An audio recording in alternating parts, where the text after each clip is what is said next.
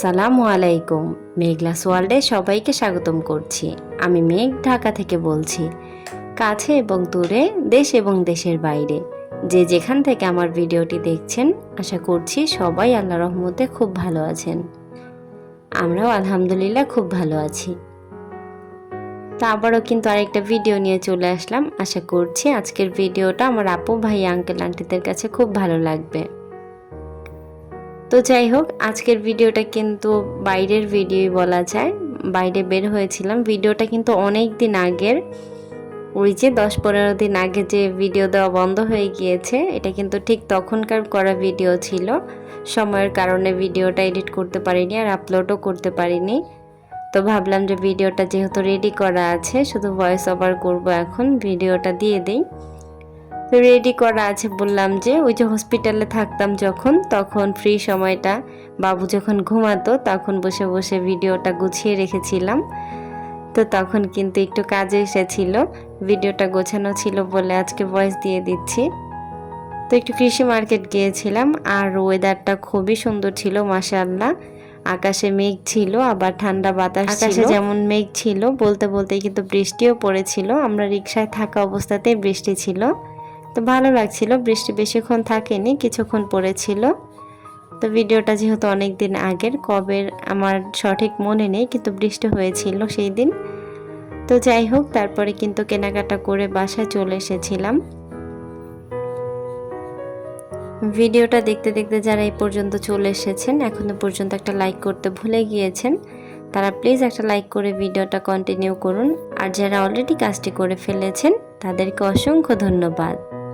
আর যারা আজকে প্রথম আমার চ্যানেলটি ভিজিট করছেন, আমার ভিডিও বা আমার কথার কোনো অংশ যদি আপনাদের কাছে ভালো লেগে যায়, আপনারা চাইলে আমার চ্যানেলটাকে সাবস্ক্রাইব করে নিতে পারেন আর পাশে থাকা বেল আইকনটা প্রেস করে দিতে পারেন। এতে করে আমি যখনই ভিডিও ছাড়বো আপনাদের কাছে নোটিফিকেশন পৌঁছে যাবে আর আপনাদের সময় এবং সুযোগ মতো ভিডিওটা দেখে নিতে পারবেন। তো যাই হোক, এদিকে কিন্তু এই যে কী কী কেনা হয়েছিল সেগুলো একটু দেখাচ্ছিল। আর তার জিনিসগুলো কিন্তু সে নিজেই দেখাচ্ছে। আইসক্রিমের বাটি আর হচ্ছে একটা ছোট্ট কেকের বাটি নিয়েছিল আর একটা পানির বোতল ওর জন্য। তো ওর জিনিসগুলোও দেখাচ্ছিল। তো আমি আবার 2টা চামচ নিয়েছিলাম আর থালাবাটি মাজার মাজনি নিয়েছিলাম। তো সেগুলোই দেখাচ্ছিল। আর আমার বাসায় পরার জন্য রেগুলার যে আমি জামা কাপড় পরি সেগুলোই নিয়েছিলাম। তো দেখা যাবে বাসায় 3 পিস পরে থাকি না, আর লং জামা কাপড় পরেও থাকার মতো দরকার হয় না আমার, কারণ আমার বাসায় যেহেতু আমি একাই থাকি, তো দেখা যায় গেঞ্জি আর প্লাজো পরেই থাকি।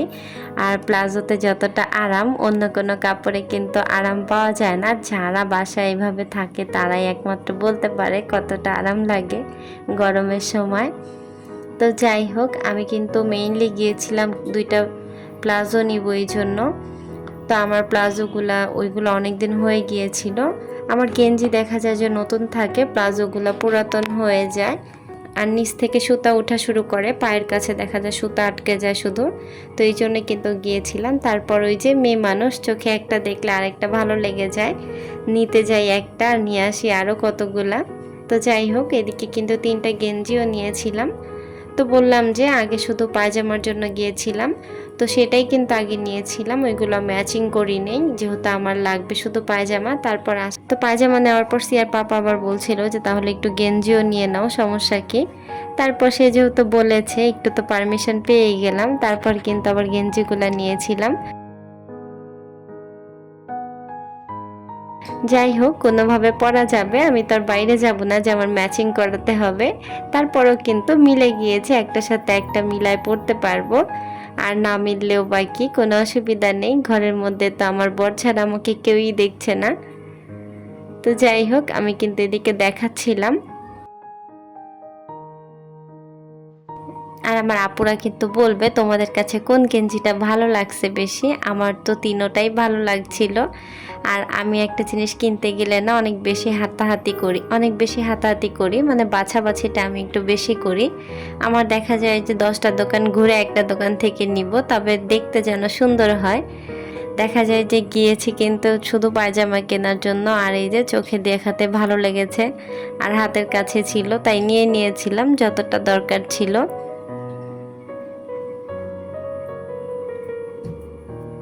তবে এদিকে আবার দেখা যায় যে অনেক হাজব্যান্ডরা কিন্তু বাইরে গেলে তাড়াহুড়া করে যে বাসায় চলো, তাড়াতাড়ি তাড়াতাড়ি করো, বাসায় চলো। তো আপনাদের ভাইয়া কিন্তু এই কাজটা করে না।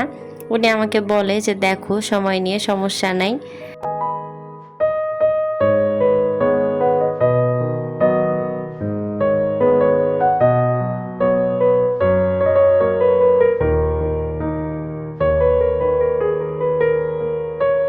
তো সে কিন্তু কখনো তাড়াহুড়া করায় না যে তাড়াতাড়ি করো।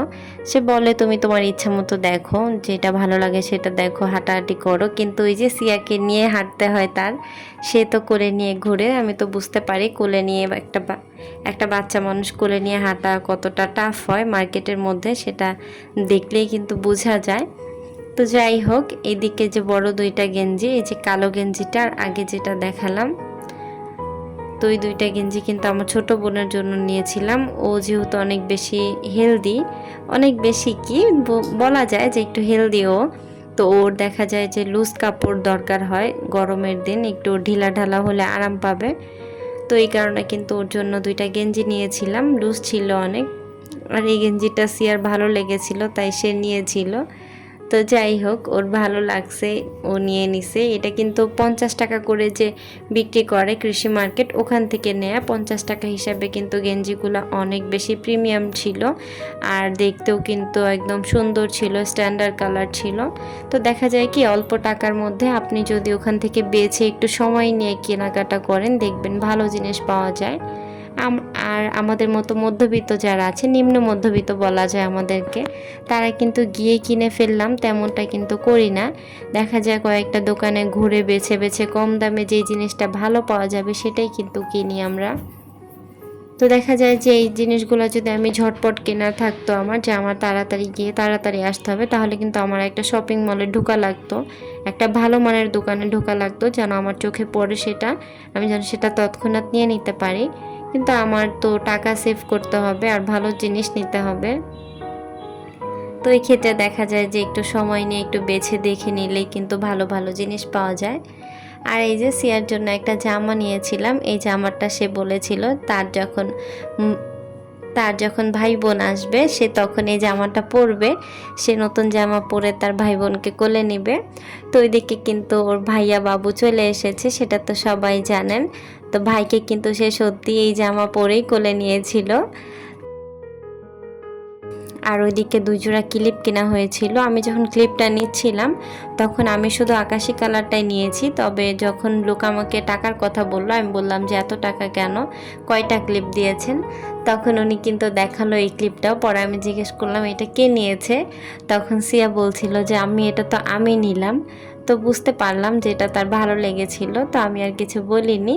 তো সেই ক্লিপটা কিন্তু সে নিয়েছে, গোলাপি ক্লিপটা, প্লাস্টিক ছিল ক্লিপটা কিন্তু ভেঙে গিয়েছে বাসায় আসার পরেই। আর আমার জন্য একটা ক্লিপ নিয়েছি। তো এই ক্লিপটা 100 টাকা বলেছিল। সিয়ার পাপা বলল নিয়ে নাও, আমি বললাম যে না, 100 টাকা যেহেতু বললো অনেক বেশি হয়ে যায়, নিব না।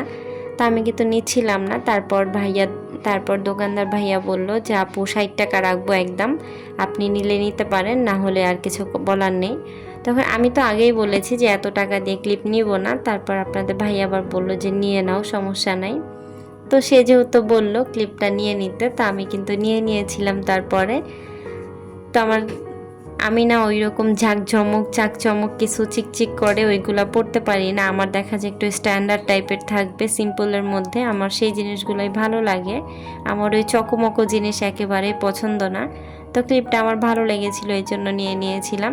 তো সিয়ার পিছনের ব্যাকগ্রাউন্ডটা সবাই একটু অ্যাভয়েড করবেন, কারণ বললাম যে বৃষ্টি হয়েছিল। তারপর বাইরের থেকে কাপড়গুলো এনে কিন্তু এখানে রেখে দিয়েছিলাম, সেগুলো আর ভাঁজ করা হয়নি, এখন অবশ্য ভাঁজ করে নিয়েছি।